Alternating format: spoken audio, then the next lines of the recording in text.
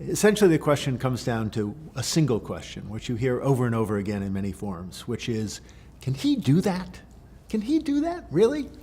And sometimes that's meant as a sort of statement about politics, but often it is actually an explicitly legal question. What is the authority of the president? So the president is, of course, head of the executive branch. He's not Congress and he's not the courts. And almost everything the president does, he does through an agency, through the bureaucracy. There's very little the president does directly himself.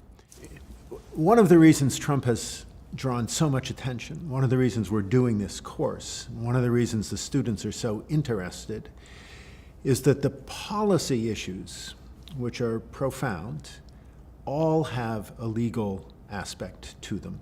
And we're sitting here in a law school, and that's what we pay attention to. That's what we care about, and that's what we're trying to teach our students.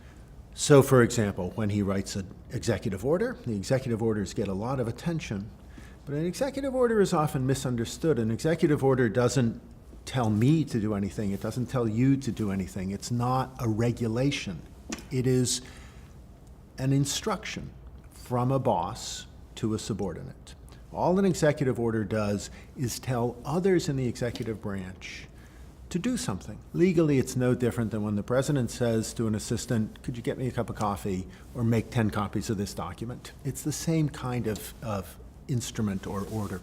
The focus of my class in this course was on what an agency is, what authority it has, what authority the president has over the agencies, and ways in which, in fact, the president may find it difficult to simply translate his vision for what should happen now, immediately, into agency action which will withstand judicial review and be legally effective.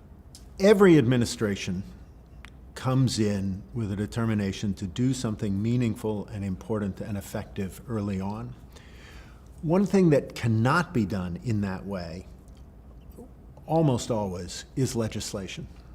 Legislation just takes a long time, even when the White House and both houses of Congress are controlled by the same party. It is a slow process in the best of circumstances. But what the president can do right away, at least get started on, is stuff involving the people who work directly for him, that is to say, the agencies of the federal government.